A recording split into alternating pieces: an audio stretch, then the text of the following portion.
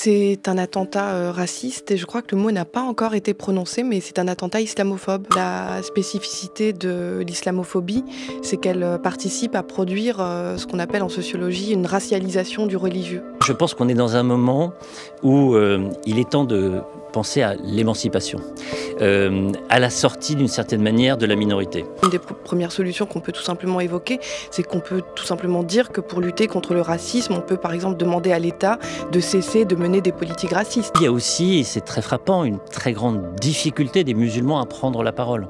Alors ils vont dire souvent qu'on ne leur donne pas.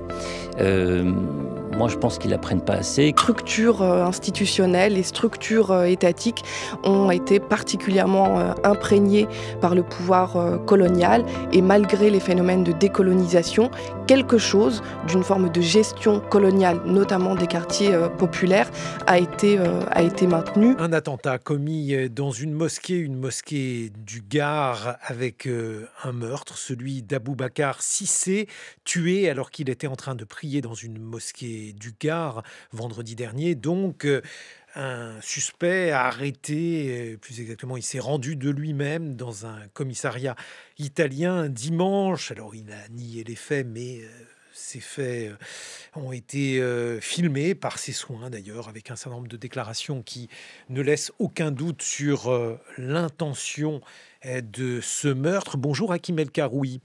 Bonjour. Vous êtes fondateur de Volentia, expert associé à Terra Nova, président du club 21e siècle et essayiste. On vous doit notamment L'Islam, une religion française aux éditions Gallimard. Peut-être quelques mots sur ce meurtre, sur cet attentat anti-musulman. Qu'est-ce qu'il révèle selon vous ? C'est intéressant parce qu'en fait, on ne sait pas très bien. D'abord, ou alors il révèle beaucoup de choses. Il révèle un embarras des autorités qui ont mis un temps très important à réagir, enfin en tout cas à le qualifier, quand bien même le lieu où il a été perpétré et la situation de la victime qui était en prière ne posait pas question. Le ministre de l'Intérieur a mis du temps à y aller. D'ailleurs, il n'a pas vraiment été sur place puisqu'il était à la sous-préfecture. Il y avait une marche blanche, peut-être qu'il ne voulait pas gêner la marche blanche. Le président de la République a mis 48 heures à réagir. Tout ça traduit une difficulté. Alors peut-être qu'il s'interrogeait sur les faits. C'est bien que les autorités politiques ne surréagissent pas, parce qu'en général, c'est plutôt ce qu'elles font. Mais là, en l'occurrence, le lieu, la situation, et puis très vite la vidéo, ne laissait effectivement pas beaucoup de doutes sur les intentions. Donc ça, c'est la première chose. La deuxième chose, c'est que, d'une certaine manière, on s'y attendait. Et moi, ce qui me frappe depuis 10 ans, c'est plutôt qu'il n'y en ait pas eu. C'est plutôt la résilience de la société française, parce qu'il y a eu des attentats au nom de l'islam extraordinairement violents qu'on a tous en tête. Et fort heureusement, il n'y a pas eu de groupe d'extrême droite ou peu importe, ou de déséquilibrés qui en aurait pris prétexte pour tout simplement se venger. Donc cette violence-là arrive. On voit que les autorités sont mal à l'aise. Et je pense que la société est mal à l'aise et du coup, la composante musulmane de la société peut-être encore plus parce qu'elle se dit mais et pourquoi pas de soutien quoi. Probablement aussi parce que l'islam est devenu un enjeu politique. On en discutera, on va revenir là-dessus. Peut-être sur les termes, puisque cela a donné lieu à une querelle sémantique, racisme anti-musulman ou islamophobie ? Alors, franchement, je ne sais pas si c'est du racisme, enfin, au sens où il y aurait une hiérarchie des races. Je pense qu'il y a le racisme peut être très culturaliste, c'est généralement ce qu'il est aujourd'hui. Oui, moi je trouve ça... Enfin, disons, je ne parle pas de cet attentat ignoble. Je parle de l'ambiance générale. Je crois qu'il y a beaucoup de xénophobie au sens où on a vraiment peur de l'étranger, de l'altérité que représente l'islam, et que cette expression est de plus en plus violente. Vous allez voir les réactions sur les réseaux sociaux. Alors, les réseaux sociaux sont vraiment la pire des caisses de résonance. Mais en gros, il y avait plein de gens qui disaient c'est quand même bien normal après ce qu'ils nous ont fait. Mais lorsque vous avez écrit L'Islam, une religion française aux éditions Gallimard, justement, la xénophobie, elle touche l'étranger et énormément de musulmans ne sont pas étrangers, ils sont français. Oui, oui, oui. C'est l'étranger, mais c'est l'altérité, l'islam perçu comme étant étranger à la société, étranger à la culture. C'est pour ça que j'avais choisi ce titre, pour rappeler que peut-être que l'islam est aujourd'hui la première religion pratiquée en France et qu'elle est devenue, elle est en train de devenir une religion française parce qu'elle est pratiquée par des Français sur le territoire national. Donc voilà. Après, racisme anti-musulman, islamophobie, j'avoue que c'est une querelle qui m'intéresse pas énormément. On connaît Alors, si vous voulez ces pas rentrer fondements. dans la définition du mot, entrons dans la définition de la chose, Hakim El Karoui. Qu'est-ce que ça révèle? Là aussi, il y a des débats importants. Alors, on a insisté, comme vous l'avez fait d'ailleurs, sur la résilience de la société française. On a également insisté sur une certaine forme d'apathie vis-à-vis de ce crime, de cet attentat. Y a-t-il aujourd'hui en France, comme certains l'ont dit, un racisme anti-musulman préoccupant? Euh, D'abord, il y a de la peur. Ça, c'est évident. De la Et peur du côté des musulmans. bah, maintenant, des deux côtés, en fait, il y a de la peur d'une bonne partie de la société française du fait du passé. Et il y a de la peur du côté des musulmans qui s'installe, mais qui va bien au-delà d'une certaine peur physique. Il y a vraiment une question aujourd'hui sur est-ce, est-ce qu'ils ont leur place dans la société? Est-ce que la société leur dit vous êtes des Français comme les autres? Et ça s'exprime à la fois par les querelles incessantes qu'il y a sur le voile, qui reviennent tous les matins, enfin, sont utilisées pour des raisons politiques de façon très régulière. C'était très frappant depuis le 7 octobre, ou disons depuis plutôt le 8 octobre, parce que c'était perception, hein, compliqué d'exprimer de l'empathie pour les Palestiniens. On était rapidement accusé d'antisémitisme. Bon, Non, pas par n'importe qui. non, non, non, pas par n'importe qui. Et je vous dis que c'est une perception. Mais très clairement, le 7 octobre, Gaza a marqué une rupture dans un sentiment non pas d'appartenance à la nation française, mais un sentiment de capacité à exprimer une voix, encore une fois, une voix empathique pour, en l'occurrence, des victimes, ce qui ne voulait pas dire être incapable d'exprimer de l'empathie pour les victimes israéliennes. Mais clairement, ça a été un moment très important. Et puis, il y a cet attentat. Et puis, il y a de toute façon, plus généralement, l'extrême droitisation du débat et le fait qu'au centre de cette extrême droitisation, il y a la question musulmane. Mais moi, je pensais aussi à un racisme beaucoup plus ordinaire qui rend la vie difficile, parfois impossible, d'un grand nombre de musulmans pour tout simplement chercher un travail, un logement, enfin les actes de la vie quotidienne qui peuvent être largement pollués par des considérations d'ordre racistoïde.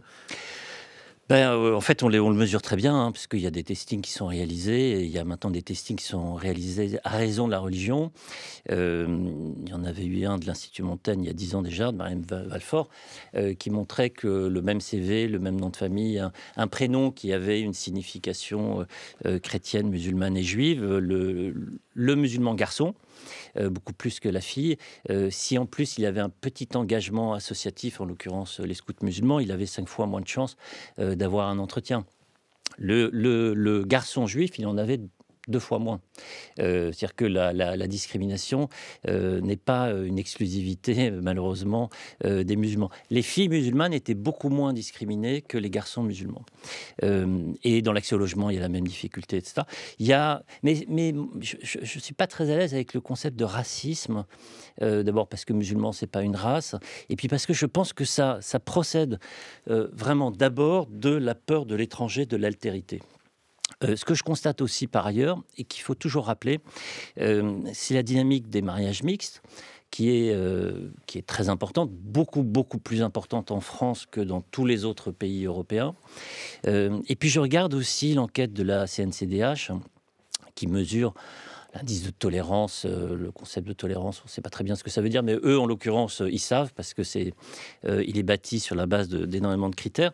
Et en fait, cet indice, il est plutôt très haut. Enfin, au sens où la France est plutôt très, très tolérante. Et moi, ce que je constate, c'est qu'il y a une sorte de distorsion entre les comportements privés et les discours publics.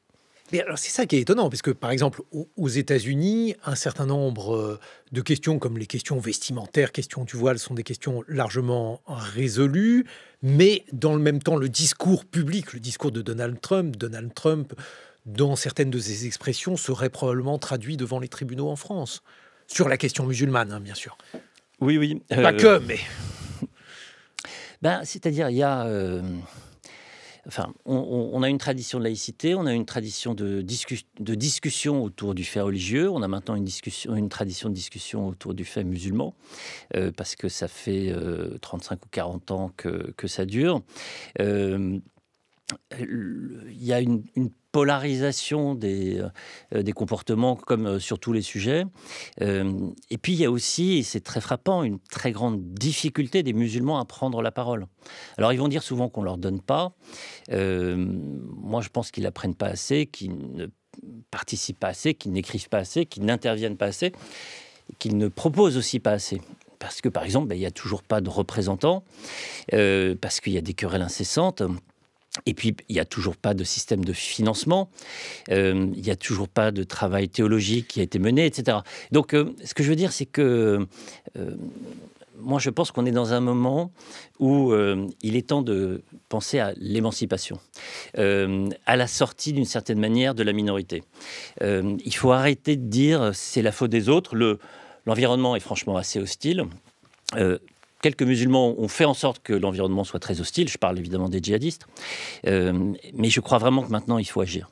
Mais pourquoi, justement, la France se retrouve-t-elle dans une situation particulière? Pas du point de vue des actes anti-musulmans, mais du point de vue donc, de la prégnance de l'islam dans le débat public, où là, on a une situation qui nous singularise.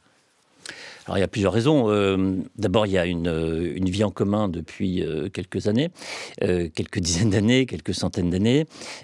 Ensuite, on a vraiment la question de la laïcité qui fait que, paradoxalement, d'une certaine manière, la question religieuse est dans le débat public beaucoup plus que dans les autres pays où il y a une organisation, il y a une place pour les églises, que ce soit en Allemagne, que ce soit en Italie. Il y a la raison du terrorisme, hein, ça c'est sûr, et il ne faut pas oublier ce trauma. Et puis je dirais aussi, il y a une difficulté pour les musulmans pour s'organiser, pour prendre la parole, pour se protéger.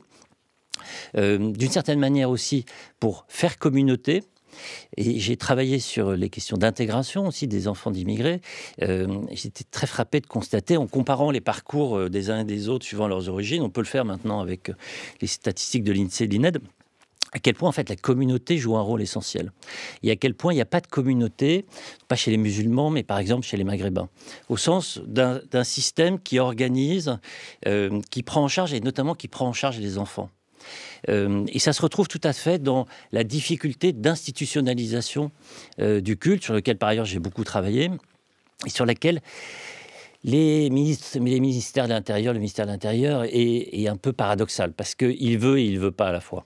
Alors, justement, pourquoi ne parvient-on pas, mais je ne sais pas s'il faut, mais ne parvient-on pas à une organisation, parce que il y a chez les Juifs une organisation qui ne prévient pas d'ailleurs l'antisémitisme et qui ne rend pas nécessairement la communauté juive lisible d'ailleurs à cet égard, parce que beaucoup de Juifs ne sont pas dans les instances ou ne se sentent pas représentés par les différentes instances juives.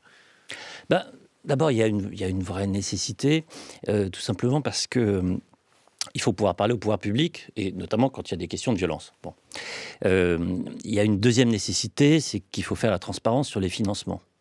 Et pas seulement pour lutter contre l'extrémisme, mais aussi pour les fidèles. Parce que les fidèles, ils donnent beaucoup d'argent, beaucoup plus que ce qu'on croit. Quel ordre, si on a un chiffre? Moi, j'avais calculé, je pense qu'on est à 200-300 millions d'euros par an. Mais sur des budgets totaux, parce que l'une des questions qui revient souvent dans l'actualité, c'est le financement étranger des mosquées. Il est franchement résiduel maintenant. Il a été important, maintenant il est résiduel. C'est-à-dire que ce sont les fidèles qui financent principalement les mosquées en France. Oui, tout à fait. Ils financent, en l'occurrence, leur mosquée. Et on est toujours dans un moment de construction, d'investissement. Donc l'argent, en fait, il sert à construire, si ce n'est des mosquées, disons des lieux de culte, puisqu'il y a très peu de mosquées qui sont autorisées. Puisqu'il n'y a pas assez de mosquées en France. Maintenant, il y a à peu près ce qu'il faut. Elles ne sont pas toujours très dignes. Et elles ne ressemblent pas souvent à des lieux de culte. Mais en gros, franchement, il y a à peu près ce qu'il faut. Ce qui ne va pas, c'est le fonctionnement. Il n'y a toujours pas vraiment d'argent clair pour payer les imams.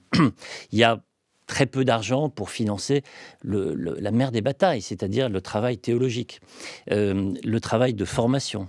Et puis, le plus important, et ce qui est délaissé par tout le monde, ce sont les réseaux sociaux.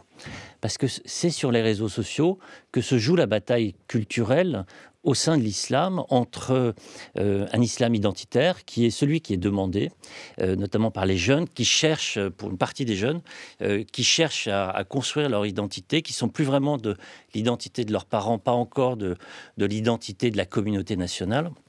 Et eux, ils vont chercher une sorte de développement personnel religieux qui ne trouvent évidemment pas chez les imams, certainement pas à l'étranger, mais auprès de leur père, PIRS. Et tout se passe sur les réseaux sociaux. Et il n'y a aucune réponse, ni des autorités musulmanes, ni de la communauté musulmane, face à cette offensive qui est à la fois réactionnaire, identitaire et dans certains cas très dangereuse. Hakim El Karoui, on se retrouve dans une vingtaine de minutes. Je rappelle que vous êtes fondateur de Volencia, expert associé à Terra Nova, et on vous doit l'islam, une religion française. Vous serez rejoint par une écrivaine et sociologue, Kautar Archi, qui a notamment publié Ainsi l'animal et nous aux éditions Actes Sud. Les matins de France Culture, Guillaume Erner. Et l'on évoque à nouveau ce meurtre commis dans une mosquée, un attentat anti-musulman et au-delà une situation donc de racisme anti-musulman. Nous avons évoqué avec vous Hakim El Karoui, fondateur de Volencia, expert associé à Terra Nova, cette situation. On vous doit notamment l'islam, une religion française, et j'accueille une écrivaine et sociologue, Kautar Archi. Bonjour. Bonjour. Vous avez notamment publié Ainsi l'animal et nous aux éditions Actes Sud. Kautar Archi, un commentaire sur cet attentat, sur ce meurtre. C'est un attentat raciste et je crois que le mot n'a pas encore été prononcé, mais c'est un attentat islamophobe. Le terme a été évoqué, on en a un peu parlé, Hakim El Karoui en a dit quelque chose. Il me semble que c'est important d'insister sur ce terme-là pour bien préciser que nous avons affaire à une question qui est d'ordre racial et pas une question qui serait d'ordre confessionnel ou théologique ou propre à l'exégèse musulmane. Alors, je l'ai évoqué tout à l'heure, mais justement, à cette question, il y avait une distinction de fait sur conception biologisante ou culturaliste du racisme, Kautar Archi. Oui, exactement. La spécificité de l'islamophobie, c'est qu'elle participe à produire ce qu'on appelle en sociologie une racialisation du religieux.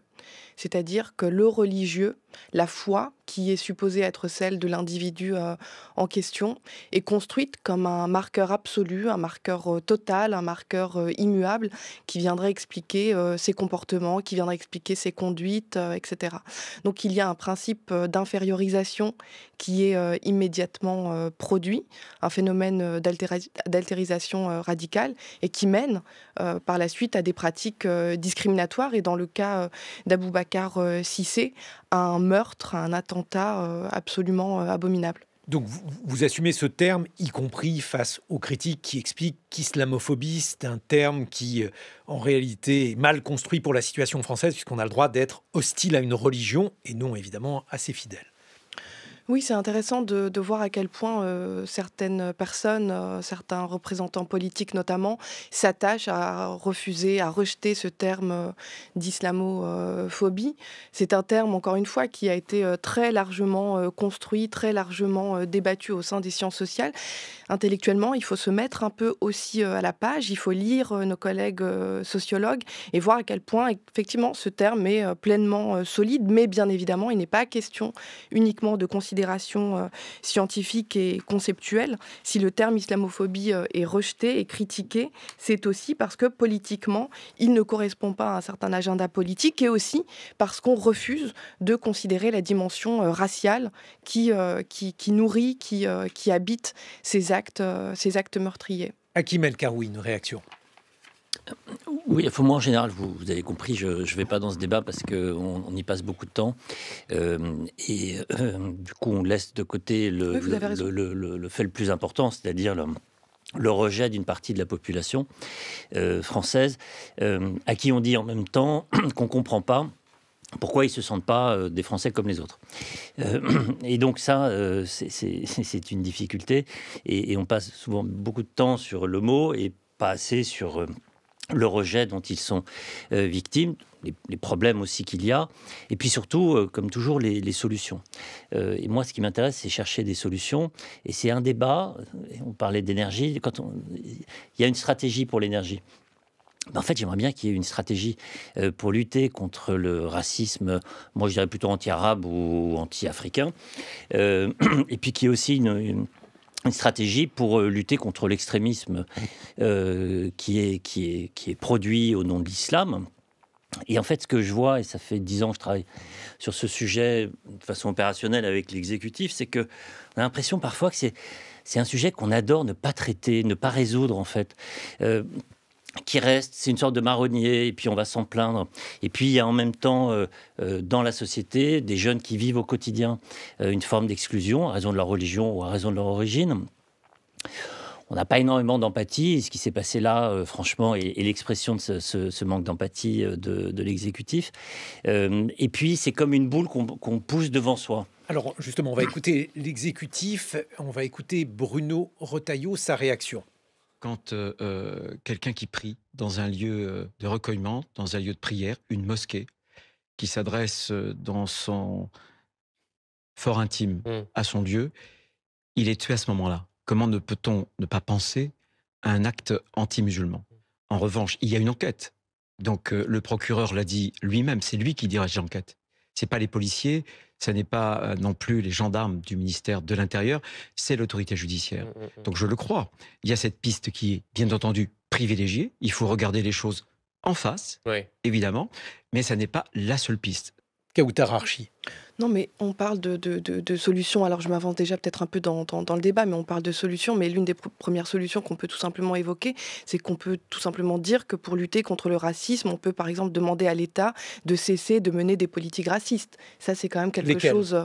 La loi sur le séparatisme, par exemple, a largement été construite sur des présupposés islamophobes, a largement été construite en ayant en ligne de mur la communauté musulmane ou toute personne qui serait de confession musulmane. On peut parler aussi de tout ce qui s'est passé ces derniers temps autour du lycée Averroès. C'est quand même quelque chose d'absolument incroyable que d'observer l'acharnement qui a été mené contre ce lycée confessionnel au point qu'il ait perdu son contrat d'association avec l'État. Maintenant, il a pu le retrouver, mais il y a eu une énergie, on parle d'énergie, on parle de choses qui sont mises dans le débat, mais on peut parler aussi de tout ce qui a été mené autour de la politique autour du voile, qui mêle à la fois des pratiques racistes et sexistes. Enfin, l'histoire politique française contemporaine est bien plus ancienne, ne manque absolument pas d'exemples, de situations, d'illustrations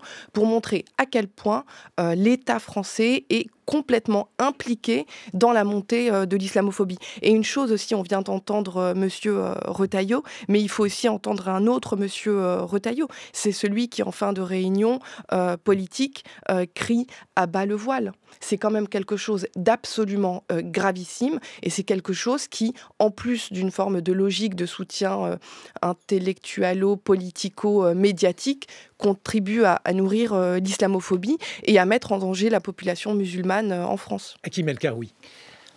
Oui, j'ai un petit désaccord. Je ne suis pas sûr qu'on puisse qualifier la loi séparatisme de loi islamophobe. Je ne suis pas sûr que, disons, tout ce qui a pour objectif de faire reculer une partie de l'offensive, enfin, ou toute ou partie de l'offensive islamiste, je pense que là, il y a une légitimité, l'État est légitime pour dire qu'il y a des limites, et tout ça au nom de la laïcité. La laïcité, c'est la liberté de conscience, et la première liberté de conscience, c'est celle des musulmans, ou des apparentés musulmans qui ont le droit de croire et de ne pas croire. et qui ont le droit de ne pas être obligés, dans certains endroits notamment, de se comporter conformément à une règle religieuse que certains voudraient leur imposer. L'État est là pour les protéger. Après, il y a effectivement une ligne de crête à trouver.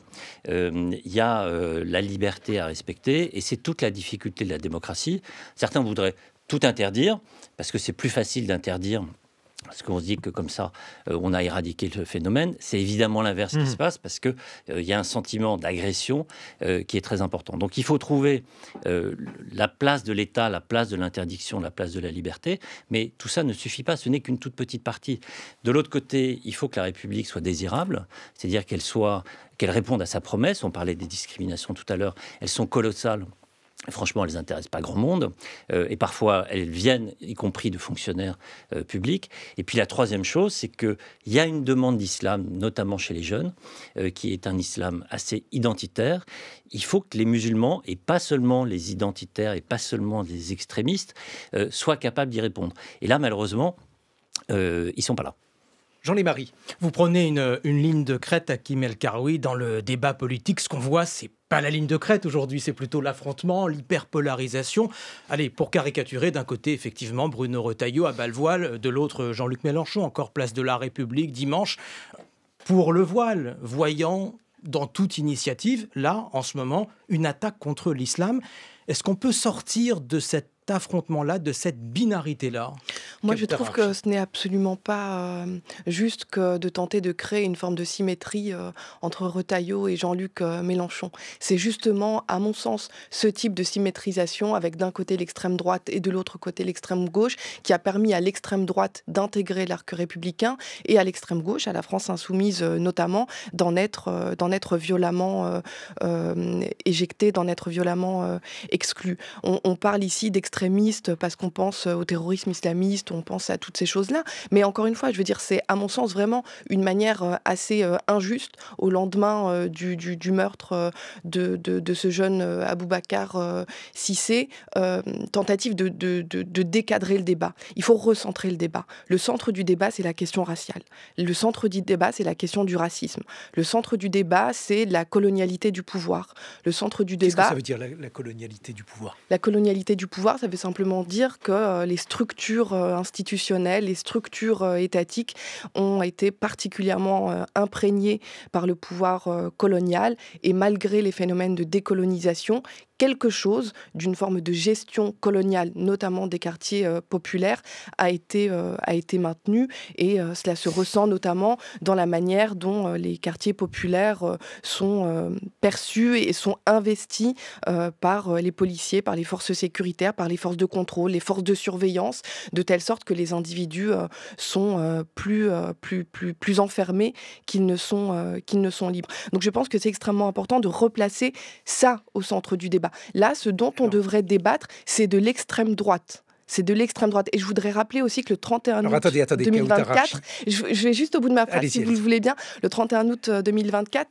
un autre jeune homme a été tué à Dunkerque, Jamel Benjabdallah, par, encore une fois, un militant d'extrême droite qui n'a cessé de le harceler en déposant chez lui, dans le sac de ses enfants, des têtes de cochon, des chocolats en forme de cochon. Donc ça dit, encore une fois, où on est. Ça dit, encore une fois, quel est le problème qui se pose à nous. C'est l'obsession de l'extrême droite. Et l'extrême droite occupe une place absolument immense au sein du champ politique français. Alors, moi, je voulais réagir sur ce que vous avez dit avant d'évoquer l'extrême droite, c'est-à-dire la colonialité du pouvoir. C'est l'une des thèses que vous développez dans l'un de vos livres, Ainsi l'animal et nous, aux éditions Actes Sud. Mais alors, l'une des questions, c'est que cette colonialité qui rejoint cette notion de racisme systémique, elle évoque une forme diffuse de racisme. Mais si le racisme est diffus, il est difficile d'en localiser véritablement la place. Comment lutter contre un phénomène qui serait en quelque sorte disséminé et parfois présent de manière inconsciente, puisque ce que vous évoquez là, c'est une présence inconsciente du racisme. Inconsciente aussi. Je ne dis pas que vous niez l'existence d'un racisme conscient.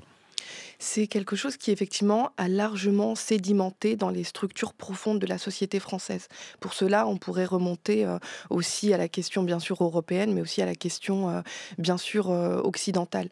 La question ici qui se pose, c'est de voir que même si nous avons affaire à quelque chose qui serait disséminé, à quelque chose qui serait diffus, on est aussi actuellement face à une famille qui bientôt va enterrer un mort. Donc un mort, une personne qu'on va mettre en Mais terre, ça, ce c'est pas n'est pas diffus. diffus. Et non, Justement. Justement, Donc, le problème, c'est de justement, relier les deux points. bah, le fait de relier les deux points, comme je le disais, il faut essayer de bien voir qu'on a affaire à une situation totale. Il faut à la fois analyser le rôle de l'État, à la fois dans sa continuité historique, mais aussi dans des efforts d'historicisation du temps présent, mais aussi considérer le rôle important que jouent certains médias dans la normalisation de l'idéologie islamophobe. Ça, vous revenez longuement là-dessus. Vous dites les musulmans font l'objet d'une quantité insoutenable de discours. Tout un pan de l'économie informative a pour objet de revues en émissions télévisées, etc., d'informer les non-musulmans de ce que font les musulmans. Hakim El-Karoui. Puisqu'on parle de concept, moi je vais en utiliser un autre, c'est la colonisabilité. Vous savez, Malik Ben-Nabi, etc. Pourquoi je dis ça? Parce que... Il faut que vous expliquiez. C'était un penseur algérien qui a été repris au moment des indépendances par notamment des responsables politiques qui se sont dit pourquoi on a été colonisé. Parce qu'on était prêt à être colonisé, c'était la colonisabilité. Et moi, je pense qu'on est arrivé à un moment où les Français de confession musulmane, ils doivent sortir de cet état d'esprit. Et ça veut dire quoi? Ça veut dire prendre leur destin en main. Ça veut dire faire le ménage chez eux. Ça veut dire lutter de façon très, très engagée contre le racisme et la discrimination dont ils sont l'objet. Ça veut dire prendre la parole, et ça veut dire apporter des solutions. Parce qu'il y a un débat en France depuis 40-50 ans sur l'islam. Les solutions ne sont jamais portées par les musulmans.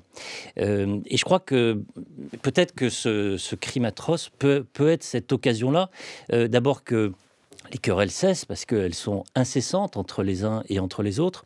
Et puis qu'au lieu de dire c'est la faute de tel ou tel ou tel, que chacun prenne son destin en main. Kawthar Archi. Je suis vraiment désolée, mais je suis choquée par ce que j'entends.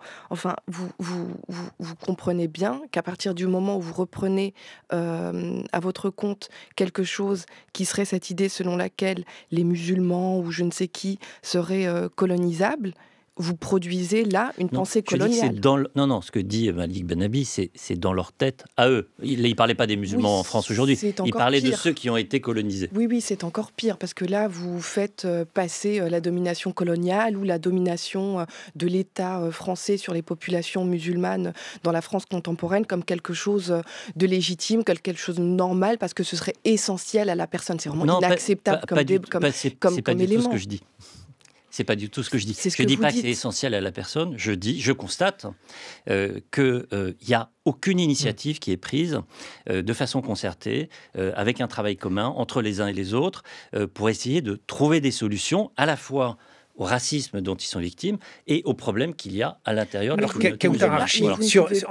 En termes de solutions, on a compris qu'il y avait un point de désaccord sur cette thèse, mais justement là-dessus, lorsque vous évoquez l'état colonial ou la colonisation des esprits, comment peut-on lutter contre cela aujourd'hui concrètement?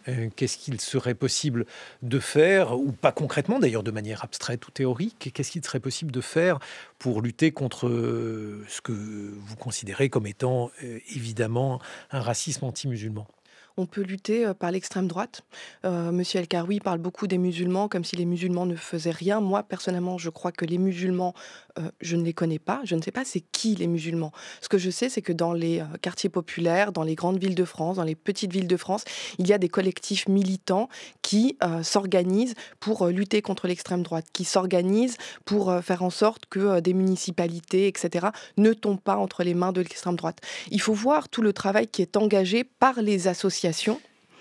Et ce travail-là est souvent invisibilisé et ce travail-là est souvent considéré comme un travail non important parce que mené à l'échelle locale.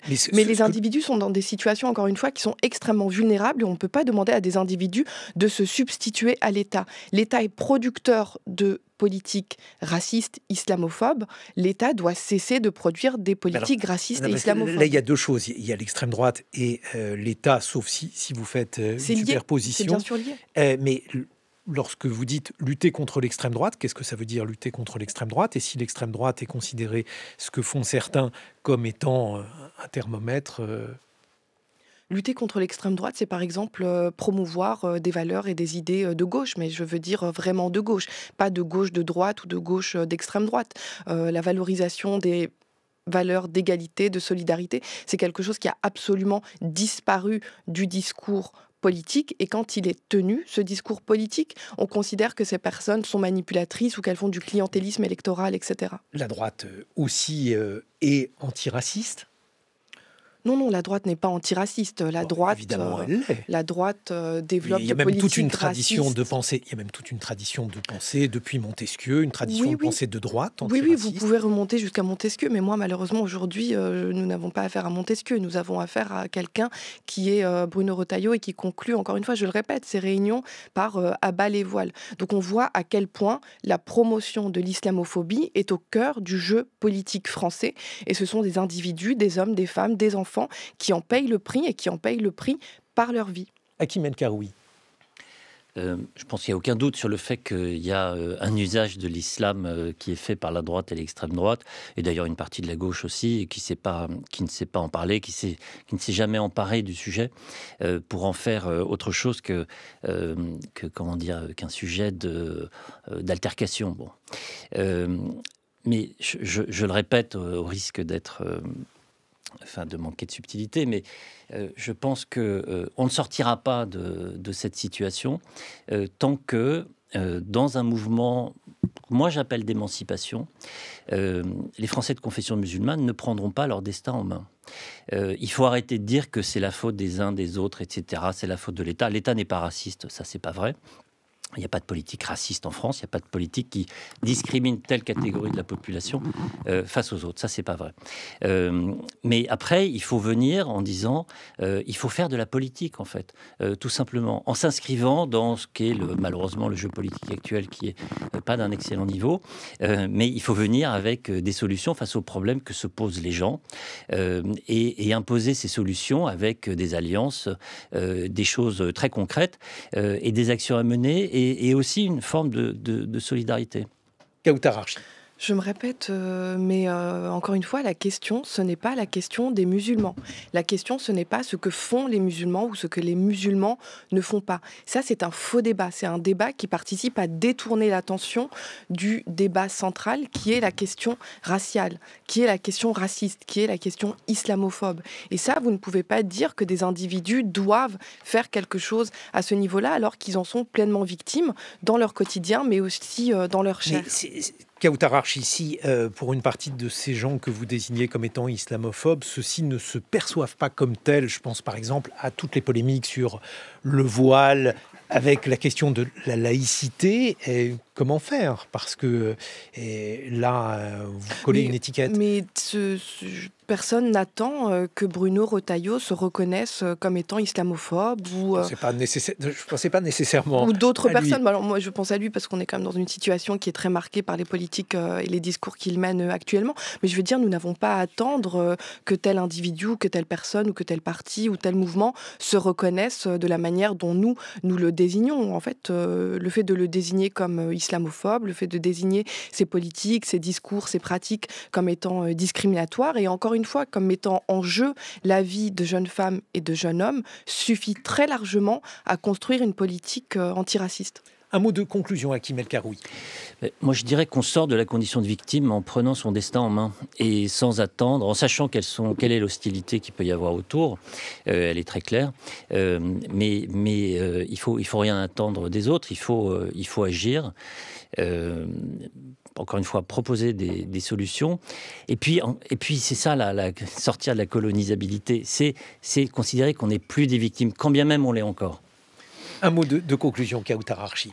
Oui, moi je trouve terrible, sincèrement, je vous le dis, de conclure en des termes pareils alors qu'un jeune homme est mort. Alors dire à un jeune homme qu'il faut qu'il cesse d'être victime, enfin, vous comprenez où je veux en venir. C'était pas à lui que je parlais, vous avez bien Vous ne compris. parlez pas à lui, mais c'est aujourd'hui la question qui nous réunit. C'est le drame qui a eu lieu il y a quelques jours et qu'il y a eu lieu il y a des mois encore, et puis il y a encore des décennies, etc.